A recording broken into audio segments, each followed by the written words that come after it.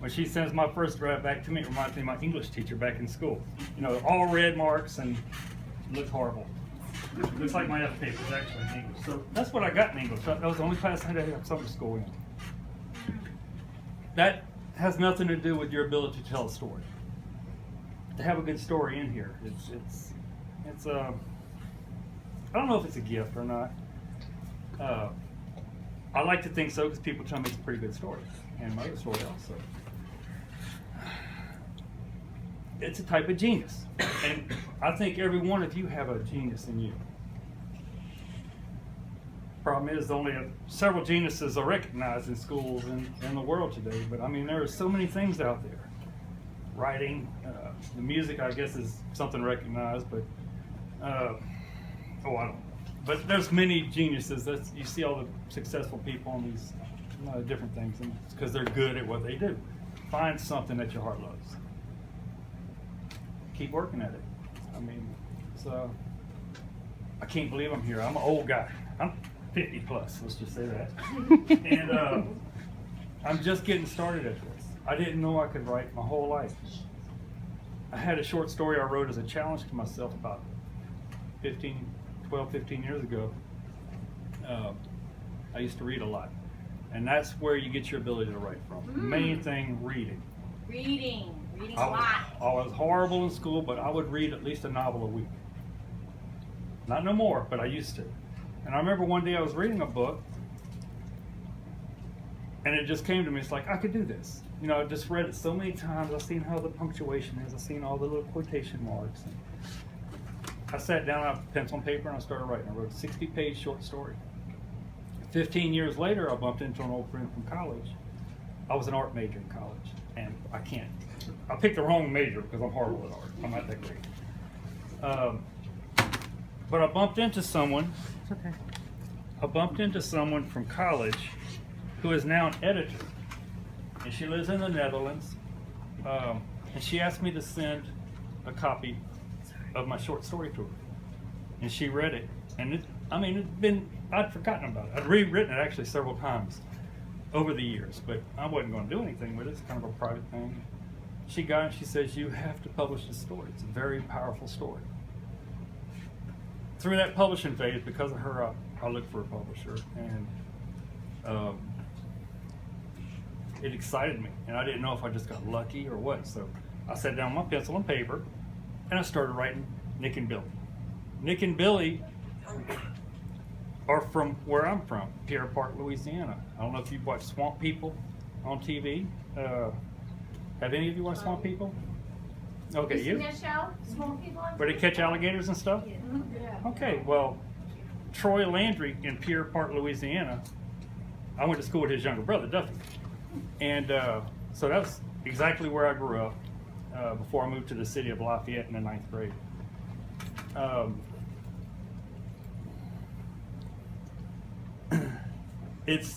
Nick more closely resembles me. I was a thinker, a deep thinker. I'd go to the swamp as my little oasis away from everybody. I was very quiet. I kept my feelings to myself, and I enjoyed nature, animals. And I would spend hours out there just watching everything. Just like Nick would get on his hands and knees and watch ants crawling around just to see how they lived, that's what I would do. And everything he saw along that trail is actually the same trail I had from my house, my backyard, so you say Nick's house was my house. Through the cane field, through the old cane field, the rose, and through the willow forest, and then into the swamp. That was exactly as I remember as a kid, including the camp. We built that camp when we were in your age. But everything beyond the camp was my storytelling. So I guess that's about all I have to say.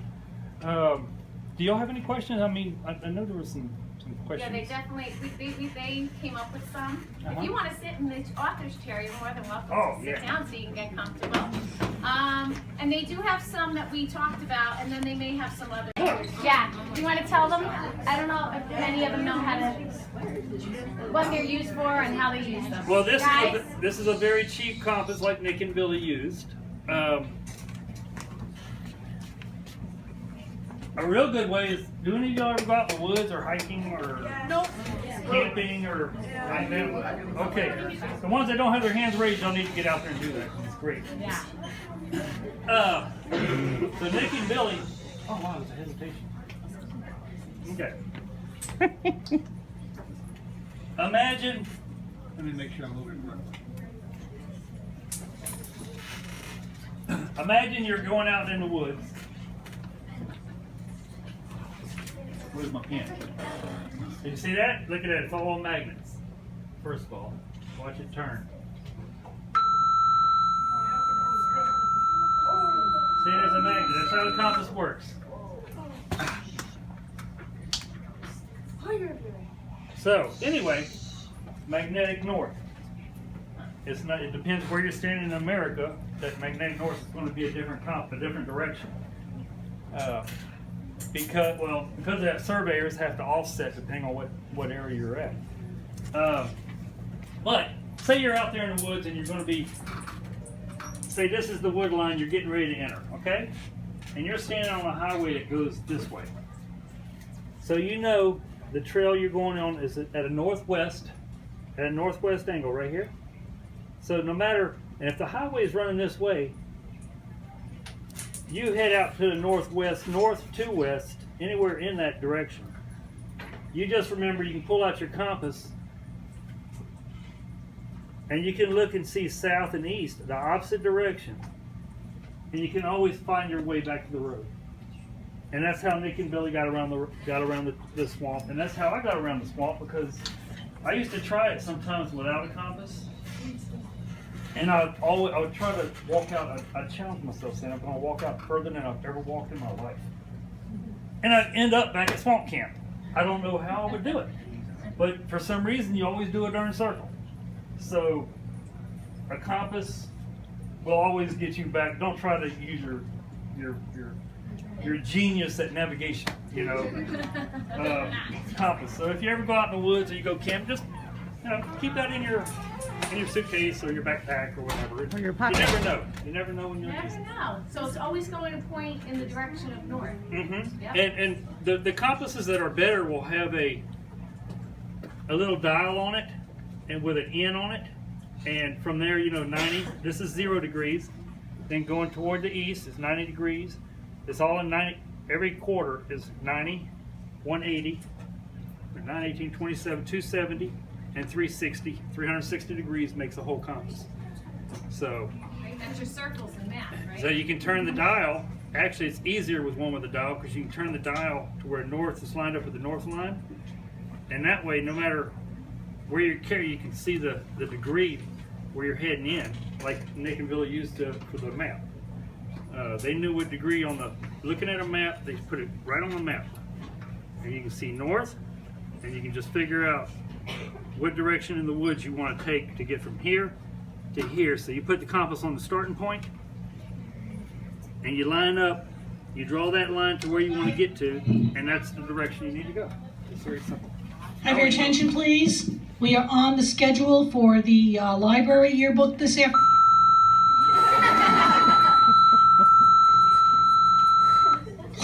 Please ignore the bells. Please follow that schedule. Students should return to the rooms they came from and follow that schedule. Stay where We're you're on an at. abbreviated schedule. Oh, okay. We so- gotcha. All right. I don't want to get in trouble. Nope, you're So- good. We don't want to So go to the anyway- principal. That's right. We won't give you detention. Yay! Say if this was looky here. If this was a map, Yep. Let me read. Period 2 will start at 8:23. Period 2 will start at 8:23. let's just say this is a map. This is Swamp Camp, where I just set the compass on, and this is Lost Bayou over here. This is where they want to get to. So it's easy to look, you can see right here. Well, you don't put an ink pen by it because it's going to turn on you. But you using a pencil, you can draw a straight line, and it looks like it's about east-northeast direction. There's east, and there's northeast right here. So in between those two is east-northeast. So you can draw a straight line there and look on your compass, and that's going to do just like Nick and Billy. That's going to get you out right where they wanted to come out on the bike. So. And you can always look it up on Google too, so I'm sure they still have stories on how to work a compass. It's a lost art. A lot of people need this. The app, the compass apps on phones and stuff, you know. But this is the way I trust it. Okay. Thank you so much. Awesome. Can I answer one more question? This young man here has been holding his hand up the whole time. Matthew Reynolds, do you have a question? Oh yes. And I'm just asking, when the series is over, or whenever, when are you planning to make another series? I needed to hear that. Good. I needed to hear that. You hit the I've been at page 60 for over 6 months now. I've had no desire to write. My wife is diagnosed with a disease, and I was stuck at 60, and I was going to bring chapter 1 because I wanted y'all's help for one word that I was going to have a dagnab. That was my word I was using, but I need to find something y'all would use, and I forgot the chapter. I ran off it. Forgot it. To answer your question, I think I may go clean up my den tonight, and I might start again.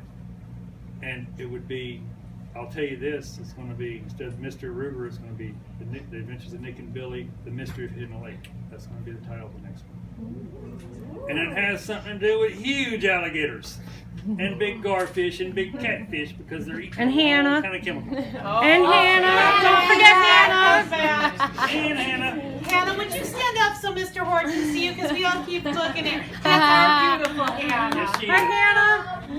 I kind of knew that because everyone was saying that. Oh, were they pointing at her?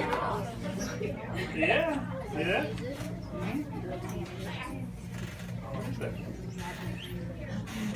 You see how it affects that magnet, huh? So, yes. No, I don't. Okay. Thank you. So hopefully these little faces waiting for your new book will inspire you to go back to it. I think you guys have inspired me more than Guys. you know. I mean, you're the first school I've talked to. I talked to some little third graders, but they hadn't read the book, and their attention was at the birds and caterpillars. You know, it was just my little nephew's class. Did y'all really like the book? Yeah. Okay. So I think I needed this, and I think it's gonna. I gotta start figuring out what Hannah's gonna do. I don't know. Will she ride a gator's back? I don't know. She's pretty talented. She's smart, funny, and talented. And quite the cook. She makes excellent pancakes. Yes. Okay. How did you get the names of the characters? Oh, Mr. Hoard, how did you come up with the character names? So I printed out a bunch of names and I put them in a jar and I said, "Oh, Nick." You did? No. No. Okay. Oh, that would be really cool if you did that. Nick and Billy. I really don't know. I kind of like the Nick and Billy as teen kids. I mean, that's some good names for young adults. The last names is I could pretty much just open a phone book down in Pierre Park and they're all named that. I mean, part of my big obstacle I had to overcome when I moved there was because I wasn't a Landry or a Thibodeau or a Boudreaux or a Gautreaux or, you know, last name's Hoard. So I was an outsider, and until I proved myself or just showed my true colors of who I was and what I was about. Okay. I guess I got one. We've got some more questions. Go ahead, Sean.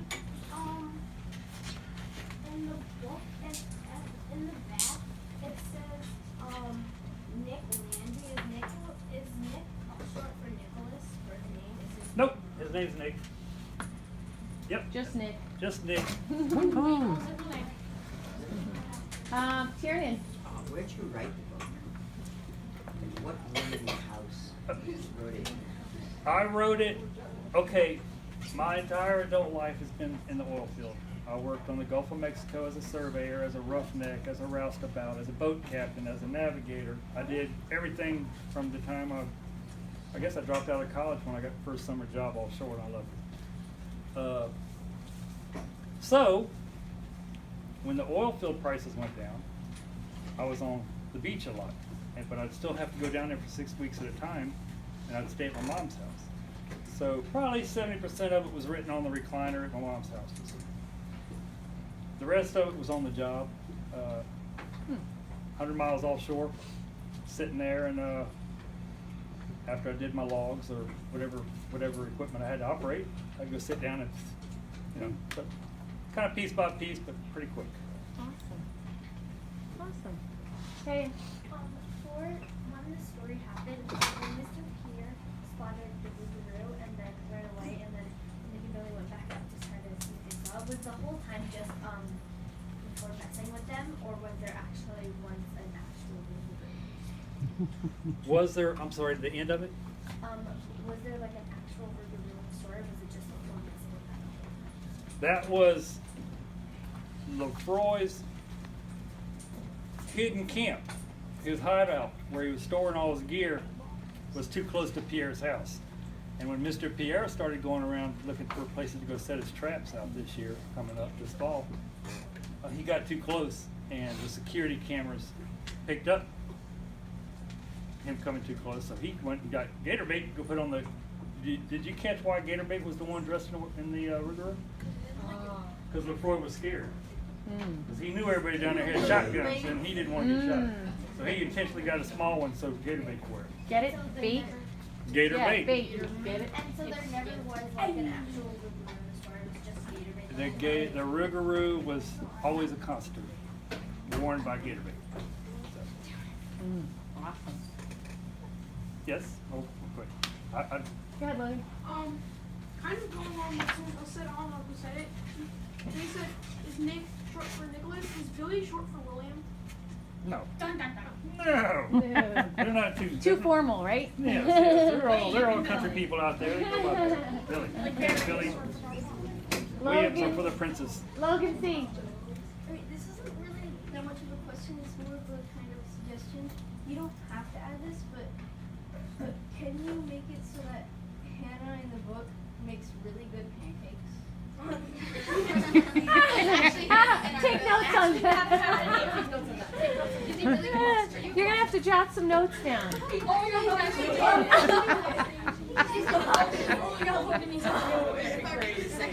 What's with Hannah and the pancakes? Mental note. There you go. Abby. Is it hard to read a book in general? I guess for some people, my brother says he couldn't even do the first sentence.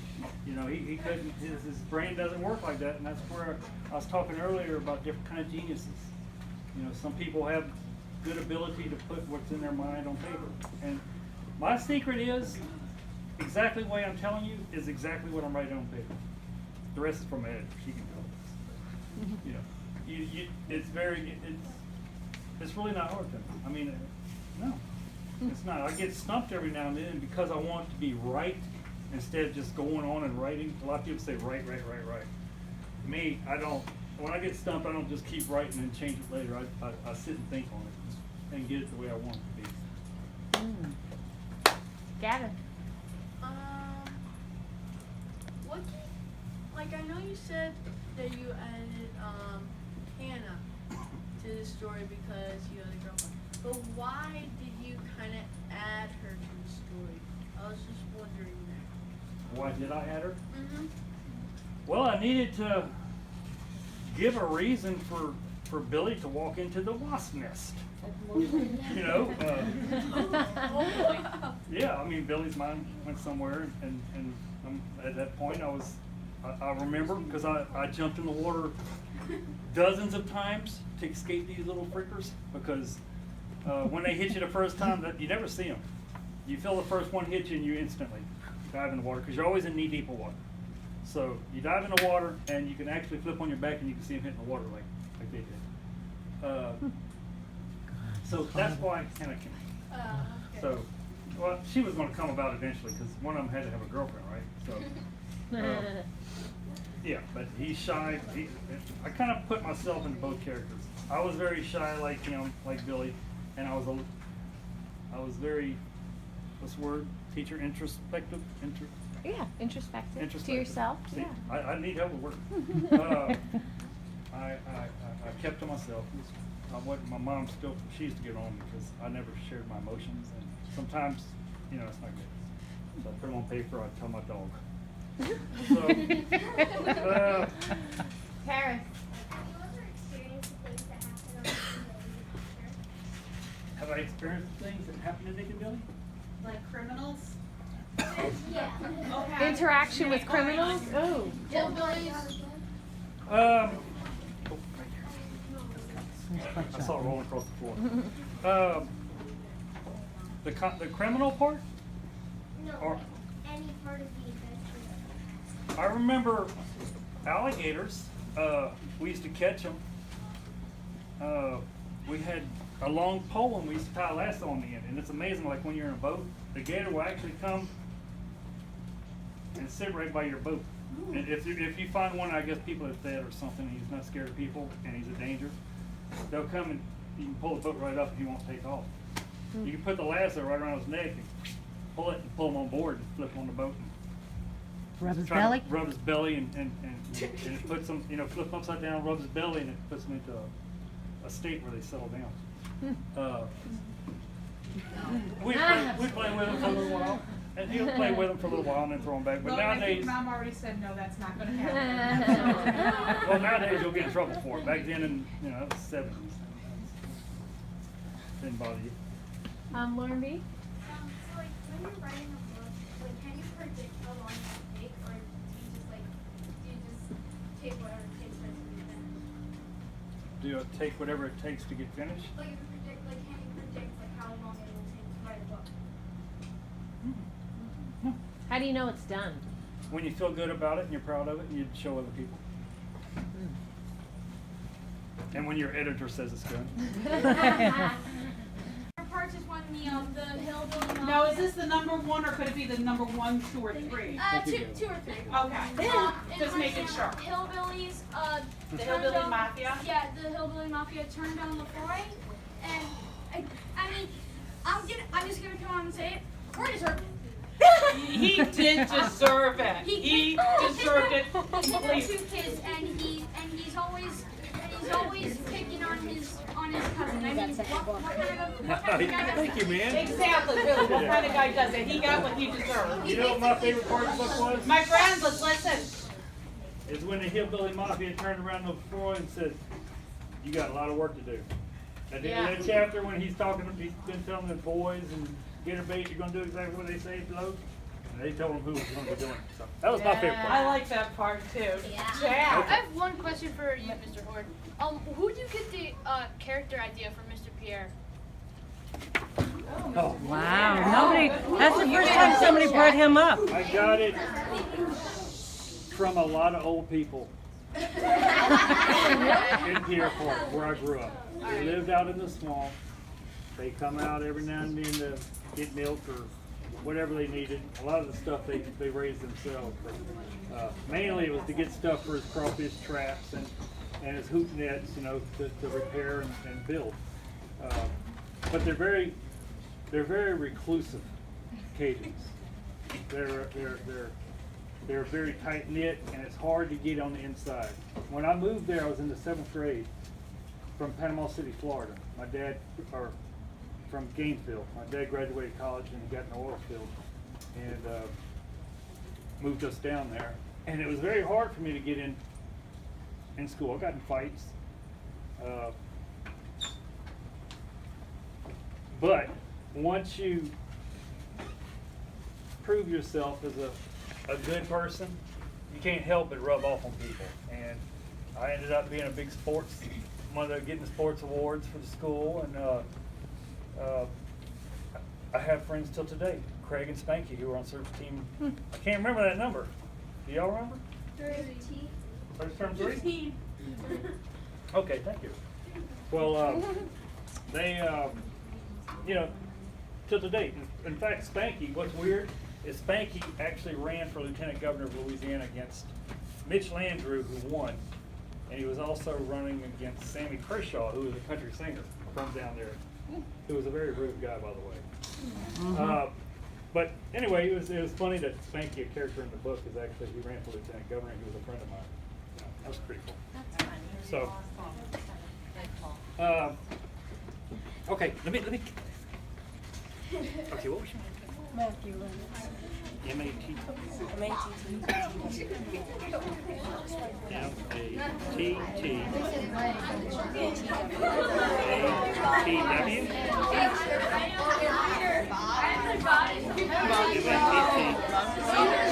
gentlemen, look at me. It's J-U-S-T-Y-N.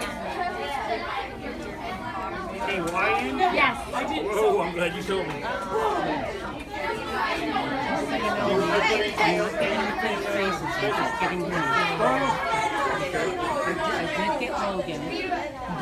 I just put my list in there because At least she would have been the guy she was going for, probably, with her lacrosse hair, instead of 130% and 2 no.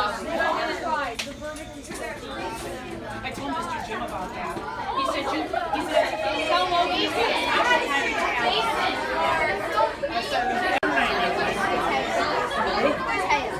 oh my God, you're challenging me today. I don't know if you're gonna. It's T-E-A with an accent over the E. Wait, what's an accent? Yeah. See, I need my head. T-E-A. Yep, with a little line over the E. I have extra memory. Do you want anything special or just a little generic? Should I say, like, should I be a little worried here? I'll put a little comment. Remember, I'm one girl.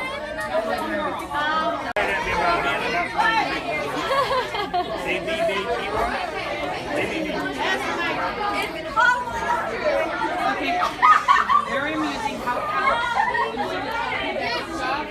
let's put it in our locker when we're done.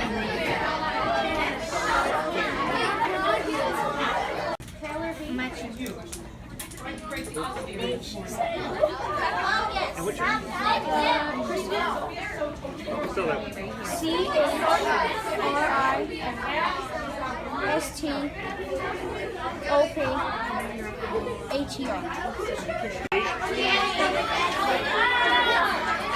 What's your name? T-A-Y. Just like my niece.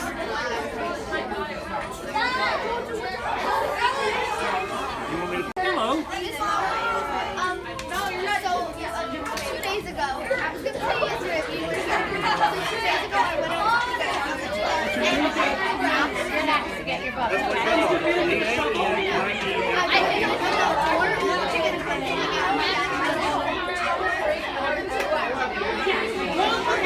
Heart, Jordan.